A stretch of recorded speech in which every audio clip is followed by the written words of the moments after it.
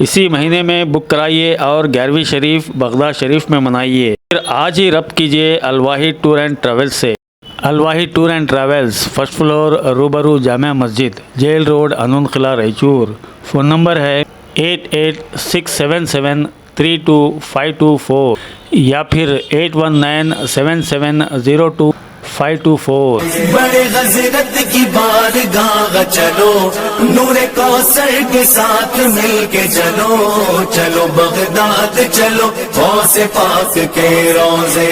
नादाब Avon TV में आप तमाम का खैर मकदम। मुस्लिम खबरस्तान आश्रय कॉलोनी चंद्रभंडा रोड पर गुज़िश्ता चंद दिनों से नित नए तनाज़ात जन्म ले रहे हैं। इंतजामी कमेटी की मियाद पूरी होने को आ रही है और अहलियान मोहल्ला का यह मुतालबा है कि नई कमेटी में अहलियान मोहल्ला में से चंद अफराद को शामिल किया जाए। बैरूनी अफराद यहाँ के खबरस्तान की निगरानी मौसर तरीके से अंजाम नहीं दे सकते। अगर कमेटी में सिर्फ बैरूनी अफराद रहेंगे और अहलियान मोहल्ला नहीं रहेंगे तो आने वाले दिनों में जो भी मसाइल सामने आएंगे उन्हें अहलियान मोहल्ला को ही फेस करना होगा। इस सिलसिले में अहलियान मोहल्ला ने जिला वक्फ मशावरती कमेटी को एक मेमोरेंडम भी पेश किया था। गुज़िश्ता दिनों एक इजलास भी यहाँ पर मुनक़िद किया गया था। बाज़-अज़ा इंतज़ामी कमेटी ने इसके रद्द-ए-अमल के तौर पर ज़िला SP को एक मेमोरेंडम पेश करते हुए कुछ अफराद के नाम लिए और कहा कि वो लोग यहाँ पर ज़्यादती कर रहे हैं, लिहाजा इस सिलसिले में उनके खिलाफ फ़ौरन कार्रवाई की जाए। चुनांचे अब ये मामला पुलिस स्टेशन को पहुंच चुका है और आपने देखा कि गुज़िश्ता न्यूज़ में हमने इंतज़ामी कमेटी के ख़यालात को आपके सामने पेश किए थे। इस मरतबा वहाँ के आश्रय कॉलोनी के अहलियान मोहल्ला ने क्या कहा और इस सिलसिले में उनका क्या मौक़िफ़ है, ये जानने के बाद ही आपको सारी तफसील समझ में आएगी। लिहाजा आज की इस न्यूज़ में हम आश्रय कॉलोनी के नौजवान और दीगर अहलियान मोहल्ला के ख़यालात आपके सामने पेश कर रहे हैं, मुलाज़ा कीजिए। अस्सलाम वालेकुम रहमतुल्लाहि व बरकातहू। 7 अगस्त को मेरे वालिद साहब का इंतकाल हुआ था। मैं है ना यहाँ पर दफनाने को तैयार नहीं था। शमशालम बाबा के दरगाह में ले जा रहा था। मस्जिद वाले और मेले वाले बोलने की वजह से यहाँ पर दफनाए। दफनाने के बाद पक्की मज़ार बनाने का मेले वाले मटेरियल ला के डाले। तो अलीम खान साहब मेरे को फ़ोन करके बोले नहीं बनाना जी, वैसा करना ये। उन बोले तुम्हारे को यहाँ दफना नहीं करने और बोलते सो ने तुम्हारे को बनाने का होता है, ये ख्वाहिश है तो है ना यहाँ से निकाल कर काम भी ले जाके दफना के पक्की मज़ार तो बनाओ, दरगाह तो बनाओ, कुछ भी करो। कैसा मेरे को फ़ोन कर ये तला दिया चल। हाँ, उसके बाद क्या हुआ? उसके बाद जो है ना और तनाज़ा चले। इससे पहले मीटिंग चली थी। आपके वालिद साहब की मज़ार के बारे में भी बातचीत हुई। वालिद साहब के यहाँ पर खिदमत बहुत है। सैयद शाह अमानुल्लाह हुसैनी चिश्ती बंदा नाज़ी अमीनी दोनों है ना यहाँ महिला वालों को बहुत खिदमत दी है। 20 साल से 2004-5 से हम लोग यहाँ पर हैं। अब महिला वाले बोले नहीं भैया साहिब है ना हमारे खिदमत दी है, अब हम है ना उनके लिए कुछ खिदमत करना चाहते हैं, बोलते वो लोग पक्की मज़ार बनाने का उससे ये करे तो है ना अलीम खान साहब नको बोलते बोले ऐसे मज़ार में मज़ार बनाए। खबरस्तान में है और रास्ते में नहीं है, मस्जिद के पीछे हिस्से में कब्रस्तान में है। अस्सलाम वालेकुम रहमतुल्लाहि बरकातहू। 2012 से लेकर मस्जिद यासीन में मेरी ड्यूटी हुई, यहाँ पे मुज़नी की और ख़िदमत में 2023 तक दिया और पिछले 2-3 महीनों से मैं यहाँ पे इस्तीफ़ा दिया हूँ क्योंकि मसरूफ़ियात दूसरी रहने की वजह से। अल्हम्दुलिल्लाह यहाँ पे जो हमारा कब्रस्तान जो हुआ है इसमें हमें बहुत बड़ी खुशी की बात है कि हमारे गरीब बस्ती में 3 एकड़ लैंड हमारे सदर साहब के तरफ से इनकी भी मेहनत मशक्क़त हुई इसमें, और दूसरा अलीम खान के तरफ से और दूसरा बोले तो सत्तर साहब के तरफ से हुआ। सो अल्हम्दुलिल्लाह इसमें कोई शिकवा नहीं है, हमारी भी खुशी है। इसमें दूसरी मसला क्या था तो इसमें हमारे सैयद आमनुल्लाह हुसैनी साहब इन्होंने हमारे मोहल्ले को बहुत खिदमत करे। क्या खिदमत करे तो रूहानी इलाज करे उन्होंने अल्हम्दुलिल्लाह। इसमें छोटे बच्चों से लेकर बड़े उम्र दराज आदमी को भी करे उन्होंने। इसमें उनकी शिफा हुई कि मोहल्ले वालों का यही था कि आप है ना आले रसूल है कि आप है ना दरगाह वहाँ मत जाइए।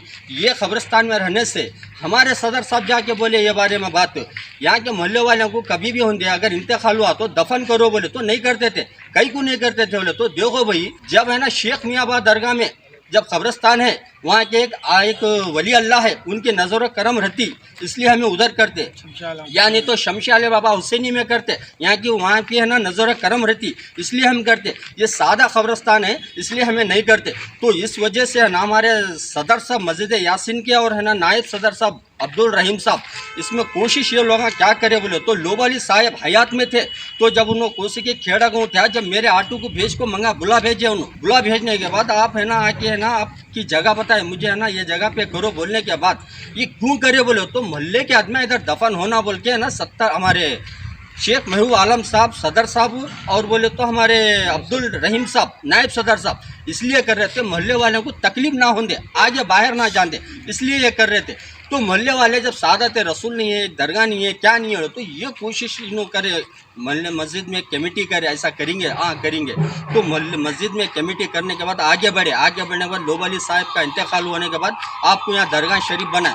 उसके बाद चंद दिनों के बाद उनके साथ ही कहते हैं हमारे सैयद आमनुल्लाह हुसैनी साहब उनसे साबिक़ा मेरा अल्हम्दुलिल्लाह बहुत दिनों से है यही बात हमारे और बहुत सारे पर्दे की बातें तो मैं नहीं कहना चाहता हूँ क्योंकि एक आले रसूल है ख्वाजा बंदे नवाज गेशो दराज बुलंद परवास के आले औलाद में से है। इसलिए हमारी ये ख्वाहिश थी कि बड़ी बुजुर्गाने दिन इधर आंदे और यहाँ पे बहुत अच्छा रहता यही थी हमारी ख्वाहिश।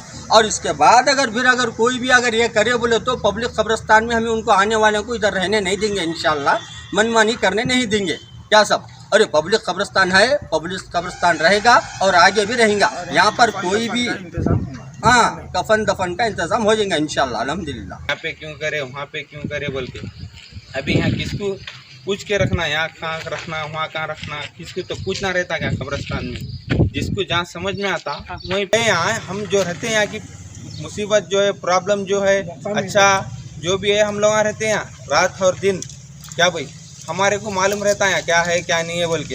अब बाहर वाले आको यहाँ कर नहीं सकते हम नहीं करना चाह रहे तो बाहर वाले को ला सकते तुम हो और औक़ाफ़ कमेटी वाले हो या कोई लीडर हो कोई भी हो बड़े हम नहीं करना चाह रहे महल्ले वाले तो बाहर वालों को ला सकते औक़ाफ़ की तरफ से। जब हम लोग करना चाह रहे तो आप लोगों को खुद साथ देना पड़ता हमारा। आवाज़ आती है भाई शेख असलम बादशाह तो मस्जिद यासीन का सेक्रेटरी था उस वक्त मेरे फील्ड में क्या काम हुआ मैं आपको सुना रहा हूँ।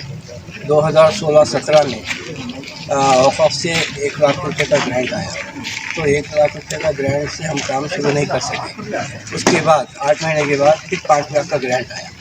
उसके बाद हम मस्जिद का काम शुरू करें और पूरा यहाँ से और यहाँ तक कम्प्लीट हो गया 220 फीट और उसके पूरे दस्तावेज यानी कि बिल लेबर पेमेंट सब हमने औक़ाफ़ में सबमिट कर दिए और वो लोग भेज दिए और उसका पूरा आप देख सकते हैं। और एक पेज स्कूल मिला के 6 लाख ये वक्त का स्पॉट इंस्पेक्शन रिपोर्ट और स्पॉट इंस्पेक्शन रिपोर्ट भी ओके हो गया। उसके पीछे फोटोज भी है दिखा दो थोड़ी इधर है हाँ 5 लाख का 1 लाख 5 लाख का 1 लाख 5 लाख मिला के 6 लाख में पूरा काम हुआ। 6 लाख में पूरा कंप्लीट काम हो गया। एल टाइप और उसके पूरे दस्तावेज किसका बिल दिए किसको लेबर पेमेंट दिए कंप्लीट ओके है और खपरू दिया हमने सब। और 2018 के बाद मेरे काम की वजह से मैं इस्तीफ़ा दे दिया। आगे सेक्रेटरी साहब हमारे मोहम्मद हाजी भाई को सेक्रेटरी है यहाँ तक आप अब मेरे को मेंबर में डालने से यहाँ तक मेरा काम होता। ठीक है। अस्सलाम वालेकुम। 2019 में मैं सेक्रेटरी बना मस्जिद यासीन का। उसके बाद 2018 में फंड आया 2.5 लाख रुपये। उसके 2018 में करा 19 के बाद कंपाउंड 2.5 लाख रुपये 2 लाख 2.5 लाख 2 लाख का है। फिर पीछे पूरा यहाँ से कंपाउंड बना है। उसके बाद 2 लाख दे रहा है ये मड़िया बना है सामने मड़िया नहीं रूम सॉरी स्टोर रूम और ऑफिस रूम मस्जिद के सामान मेरे सेक्रेटरी पीरियड में और हम दोनों जाके पैसे ला सकते हैं कैश वगैरह। जॉइंट अकाउंट है हमारा उनका सिंगल अकाउंट नहीं है। आज भी आपकी सेक्रेटरी है? आज भी मैं ही सेक्रेटरी हूँ। पूरा काम ओके वहाँ से पूरे बिल्ला रसीदा है।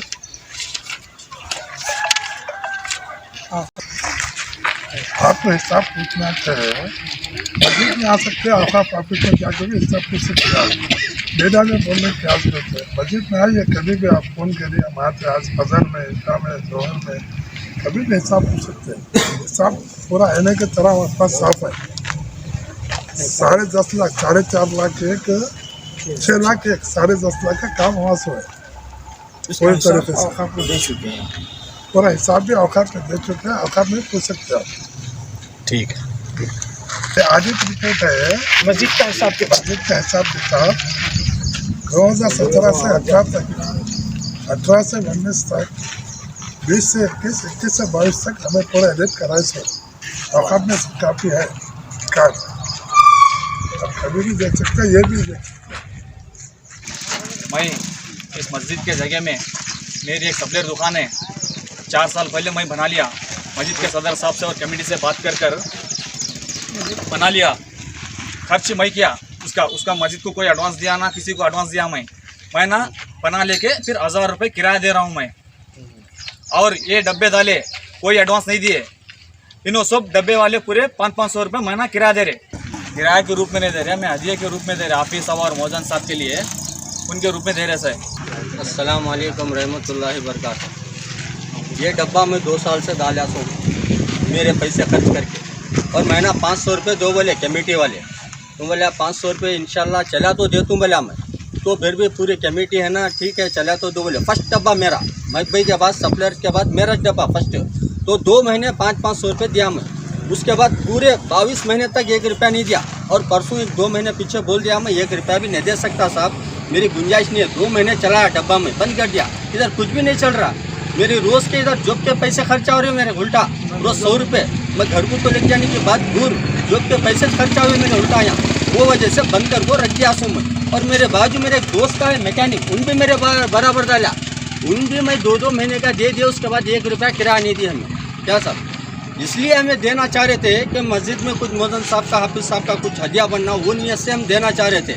अगरचे मस्जिद वाले अंदर अच्छा मड़गी गिड़गी बना को दिए तो इंशाल्लाह आने वाले साल में अगर कुछ दिनों के बाद हमें कुछ बड़ा कुछ देंगे, नहीं तो नहीं। अस्सलाम वालेकुम रहमतुल्लाहि बरकातहू। मैं मोहम्मद वली, यहाँ पे है ना मस्जिद के अंदर है ना बेकरी मैन्युफैक्चरिंग के लिए शेड डाला हूँ मैं। इसका एडवांस तो 1 रुपया भी मैं नहीं दिया। जो भी बनाया मेरे है ना पैसे से खुद बनाकर महीना 4000 रुपये है ना किराया देता हूँ। और किराया भी क्या है बोले तो है ना कभी है ना 19-20 होते रहता, कभी कम जास्ती कर है ना करेक्ट टाइम पे तो नहीं रहता। क्यों बोले तो बिल्कुल कारोबार नहीं है मेरा, भी कुछ है ना इंटेज भी उतना नहीं है। इसलिए बोलकर मैं दरगाह के पास है ना बेकरी खोलना चाह रहा हूँ। यहाँ पे बिल्कुल है ना नहीं चल रहा मेरा धंधा, कैसी कोशिश कर है ना मैं चला रहा हूँ। कितने साल से है? तो ये तकरीबन तक साल से 1.25 साल हुआ सो है, उतना ही। और कारोबार तो बिल्कुल नहीं है। कभी कभी तो है ना 8-8 दिन भी है ना बंद कर लेता हूँ। हमारे सदर साहब को बोलता हूँ, अभी देखो मैं तो है ना 10 तारीख को उनको किराया देता हूँ, आज 17 है, 18 तारीख है, अभी तक 1 रुपया भी नहीं दिया उनको मैं। ज़रा उन्होंने भी हालत देख ले रहे, धंधे लो भाई ठीक है, लो देखकर कोशिश करो बोलकर है ना हर बार है ना मेरे को नसीब दे। और क्या है बोले तो हमारे आलम साहब जो भी बात रहती या जुम्मा के बाद बोलते या जुम्मा में बोलते, और जो भी हमारे बड़ी रात की है, जो भी बड़ी रात है, शब बारात है, शब कदर है, शब मेराज है, इसमें उन्होंने 5 मिनट इमाम साहब से इजाज़त लेकर सब भी हर चीज़ जो भी खर्चा है वो है ये है, हर चीज़ 10 रुपये के बराबर से हिसाब में बराबर से ये उन्होंने बोलकर सब आदमियों को बोलते हैं। हमारे कमेटी के जो भी हमारे आश्रय कॉलोनी के जो भी यहाँ पर नमाज़ पढ़ते हैं और दूसरे आदमी भी आकर नमाज़ पढ़ते हैं, सबके सामने ये लाइफ और बीच में बोले सो है। अस्सलाम वालेकुम भाई साहब, ये जो मसला है ना, अच्छे काम की जगह शैतान है नहीं फूट डालता। जो भी काम हो रहा आश्रय में, मस्जिद यासीन का हो या कब्रस्तान का हो, जो भी काम हो रहा अच्छा हो रहा, ये अच्छे काम की जगह शैतान है नहीं फसाद डालता। ये जो भी लोग कर रहे सही काम कर रहे, कब्रस्तान का काम भी सही हो रहा, मस्जिद का काम भी सही हो रहा। अब यहाँ मसला ये है 10 साल से आलम साहब है नहीं मस्जिद को कब्जा करके रखे बोल रहे, तो 10 साल में है नहीं बहुत कुछ काम हुआ है यहाँ। क्या साहब, इससे पहले है नहीं मस्जिद पूरा वैरान थी, कंपाउंड नहीं था और गड़ा था, भैंसा वगैरह सब मस्जिद के करीब आते थे, कुत्ते बिल्लियाँ मस्जिद में घुसते थे। इन्हों आने के बाद में है नहीं कोशिश कर यहाँ तो गरीब महल्ला है, यहाँ चंदा करे तो कुछ मिलता नहीं बोल के इन्हों है नहीं जद्दोजहद करके औकाफ से ग्रांट लेके कंपाउंड करे, रूमा करे, बहुत कुछ कामा करे। अब वो सब बोलने की ज़रूरत नहीं। अब भी क्या बुरा नहीं हुआ, क्या वही 10 साल तक जो भी करे। अब आइंदा 1 साल परेड है। अगर ये महल्ले के कोई नौजवान बच्चे तैयार होकर आए तो उनको है नहीं हम चांस देंगे। क्या हुई, अब हमारे से भी नहीं होता, उन्होंने भी सदर साहब भी है नहीं, बारे बार आते हमारे को चलो बोलते, मैं भी नायब सदर हूँ यहाँ, क्या कई मरतबा रात में भी जाकर है नहीं, हमें कोशिशें करे, दिन में भी करे। क्या हुई, अब हमारे भी कमजोरियाँ हैं, हमारे से भी नहीं होता, उनसे भी नहीं होता। नौजवान महल्ले की कमेटी आन दे, उनको है नहीं एक मौका देकर है नहीं बॉडी चेंज करेंगे। अब आगे इससे ज़्यादा कुछ बोलने का नहीं है। खुदा हाफिज। मुस्लिम खबरस्तान सुन्नी का जो तनाज़ा चल रहा है पिछले कुछ दिनों से, उसमें नौजवान कमेटी ये बोलना चाह रही है, आश्रय कॉलोनी के नौजवान लोग ये बोलना चाह रहे हैं कि इसमें ये पूछा गया है कि आलम साहब ने खबरस्तान के लिए क्या किया। तो सबसे पहले बोलना चाह रहे हैं हम कि 2015 में जो सबसे पंचनामा हुआ था, जो रेवेन्यू इंस्पेक्टर आगे करके गए थे खबरस्तान का, उसमें सबसे पहला नाम महबूब आलम साहब का है। 2015 की बात है, खबरस्तान सैंक्शन नहीं हुआ था तब की बात है। क्या हुई, ये 2015। उसके बाद सब लोग बैठ के सब लोग बात करने के बाद, इसके बाद क्या करें हम, कमेटी जब ये करने की बात आई तो खबरस्तान अलॉटमेंट की बात आई तो एक 15 दिन का नो ऑब्जेक्शन ये रख के तहसीलदार साहब इसको तीन एकड़ अलॉट करे। जब एम आई शानूर साहब बोल के तहसीलदार थे, उन्होंने 3 एकड़ खबरस्तान मुस्लिम खबरस्तान न्यू आश्रय कॉलोनी चंद्रमंडा रोड रायचूर बोल के अलॉट करके दिया हमारे। उसके बाद जब कमेटी फॉर्मेशन का टाइम आया पहले 2017 में, तब जब डिस्ट्रिक्ट वक्फ के वाइस प्रेसिडेंट रसूल साहब, इसमें देखे जा सकते हैं ताजुद्दीन खादरी साहब और रायचूर के कई दीगर अफराद आकर मस्जिद यासीन में मीटिंग करे।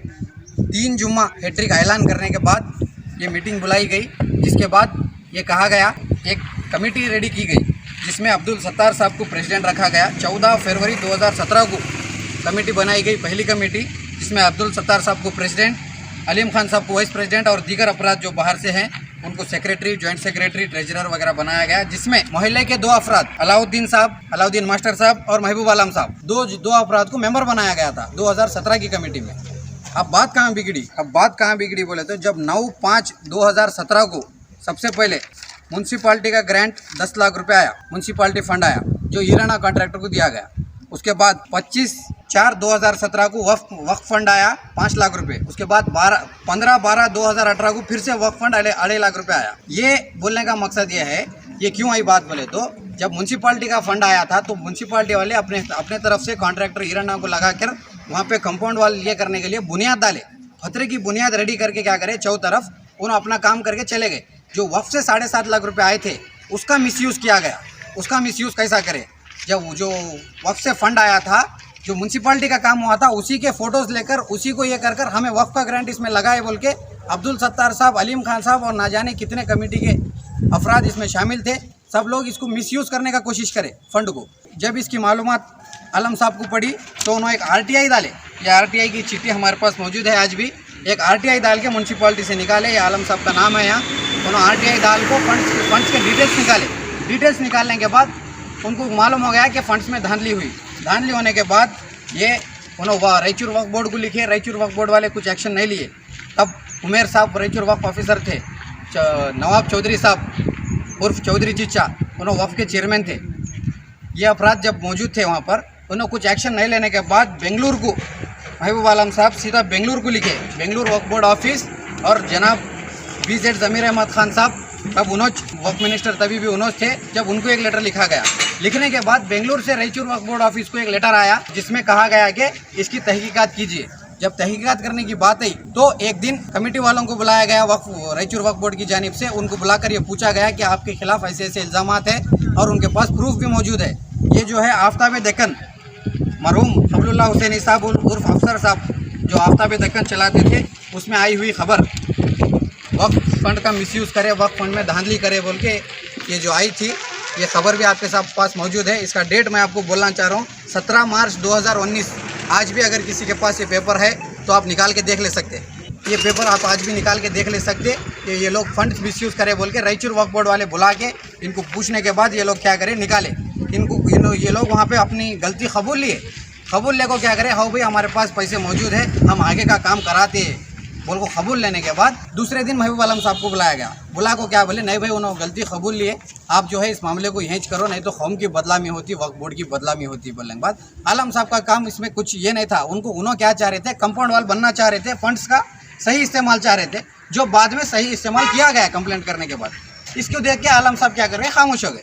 लेकिन जब 2020 में 3 साल का पीरियड रहता कमेटी का, जब 2020 में कम्युनिटी फॉर्मेशन का फिर से टाइम आया, तब क्या करे, जब आलम साहब सवाल पूछ रहे ना फंड्स का मिसयूज के बाद आलम साहब सवाल पूछ रहे, तो आलम साहब जैसे आदमी को निकाल दिए। फिर से 6 अक्टूबर 2020 को कमेटी बनी, जिसमें अलीम खान साहब वाइस प्रेसिडेंट, अब्दुल सत्तार साहब प्रेसिडेंट बने।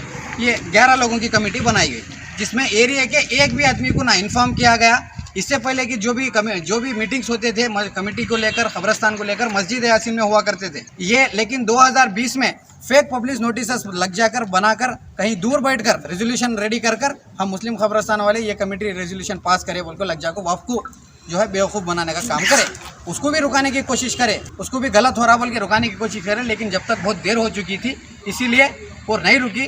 खैर, जो काम हो रहा है कब्रस्तान इतना क्या हुए तो भी गाड़ना इतना, आगे कुछ भी हुआ तो भी हम उसको फिर ऑब्जेक्शन करना बोल के रुके थे। अगर कुछ धांधली हुई तो कभी भी हम ऑब्जेक्शन करते उसको रुके थे। लेकिन रिसेंटली क्या करे, वाइस प्रेसिडेंट अलीम खान साहब, यहाँ पे हमारे एक बुजुर्ग सैयद अमानुल्लाह हुसैनी साहब, एरिया को जो फ्री सर्विस देते थे, आयुर्वेदिक मेडिसिन वगैरह देते थे, उन्होंने इंतकाल कर गए। उनकी तदफीन करें हम, एरिया वालों की डिमांड पर क्या करें, उनको एक अलग रिस्पेक्ट देना। भाई इन्होंने सैयद घराने से है बोल के एरिया वाले एक ये करें। आज भी उनके बेटे सैयद अहमदुल्लाह हुसैनी साहब एरिया को फ्री में सर्विसेज दे रहे, जनरल मेडिसिन दे रहे। उन्होंने डॉक्टर है, RMP। उन्होंने इनकी सर्विस को देखकर एरिया वालों की डिमांड ये थी कि उनको सेपरेट जो है हम ये करना चाहिए, उनको सेपरेट रेस्पेक्ट देना चाहिए बोले। तो एरिया वालों की डिमांड के ऊपर क्या करे, जो लाइन से करने को आए थे अब तक उधर नहीं करे, थोड़ा उनको सेपरेट करे, उनकी तावीज़ बनाए। क्योंकि उन्होंने सैयद घराने के बोल के बनाए, नॉर्मल आदमी को किसी को भी नहीं बनाते। उन्होंने एक हम उनका चाल चलन देखे सो है, हम उन्होंने बात करने का तौर तरीका देखे सो है, उन्होंने कैसा जिए वो देखे सो है, वो देखकर ही हमारी डिमांड थी।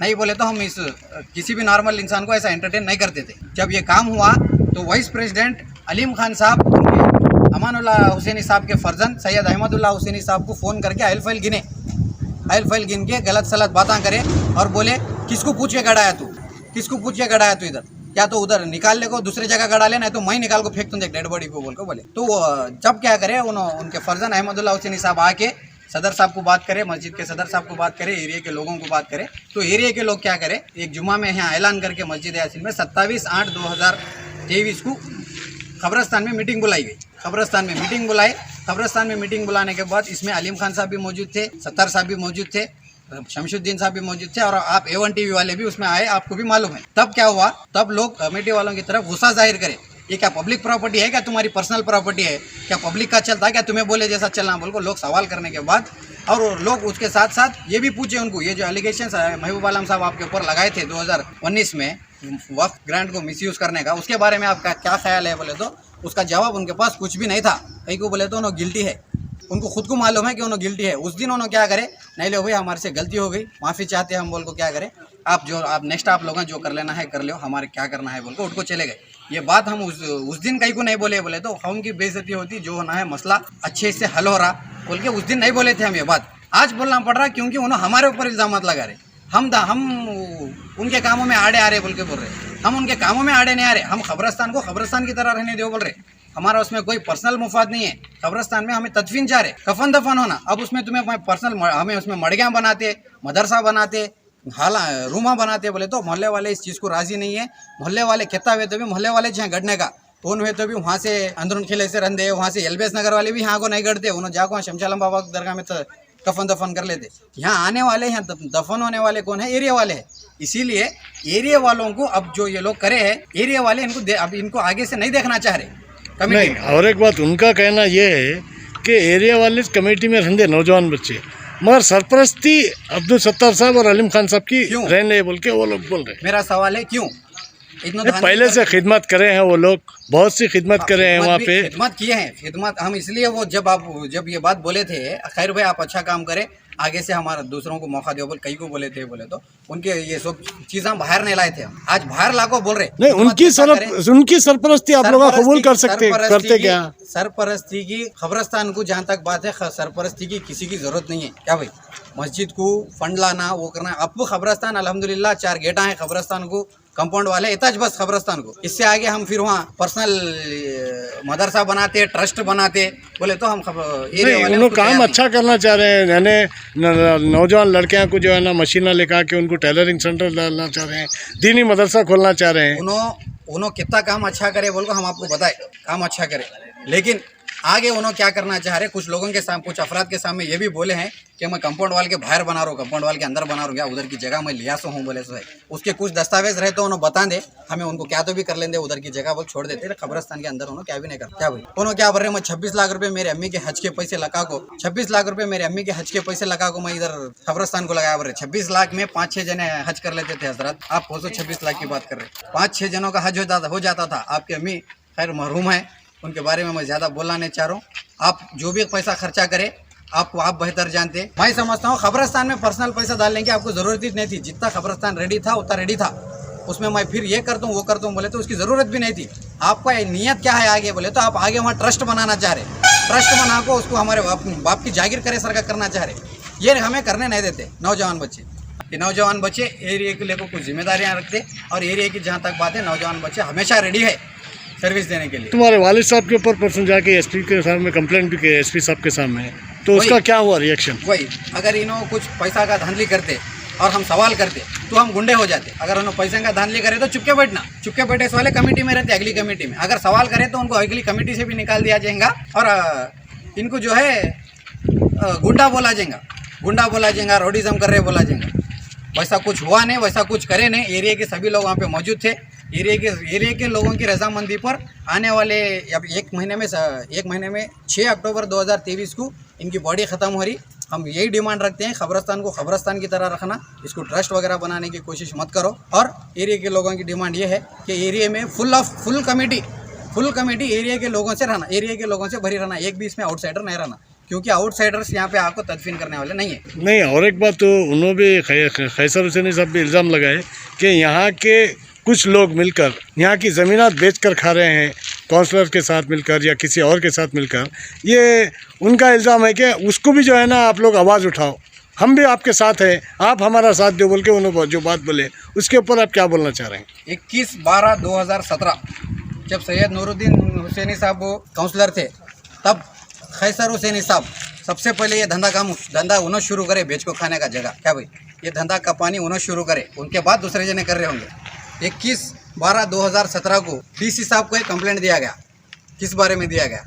खैसर हुसैनी जो है यहाँ की जगह बेच को खा रहे। सैयद नूरुद्दीन हुसैनी के भाई खैसर हुसैनी अपने भाई के पावर का गलत इस्तेमाल करके यहाँ के लोगों को जगह बेच रहे, यहाँ के बाहर के लोगों को लगा कि यहाँ बसा रहे 40,000 50,000 लेको बोल को 400 से 450 लोग आश्रय कॉलोनी के, जिसके तस्वीरात भी मेरे पास मौजूद है, 400 से 450 लोग जाके कंप्लेंट दिए डीसी ऑफिस। ये सबसे पहले काम आप ही शुरू करे खैसर हुसैनी। जब ये लोग यहाँ से माफ़ी मंगले को गए ना, जब ये लोग यहाँ से माफ़ी मंगले को चले गए थे, तब ये लोग किसी ऐसे आदमी को ढूंढ रहे थे जो इनकी मदद कर सके। खैसर हुसैनी खुद ही यहाँ पे जगह बेच को, यहाँ पे लोगों को ये करके मिसयूज़ करके, लोगों को मिसगाइड करके, कुछ अपने फॉलोअर्स को इस्तेमाल करके यहाँ पे जगह बेच रहे थे। सबसे पहले धंधा आप ही शुरू करें।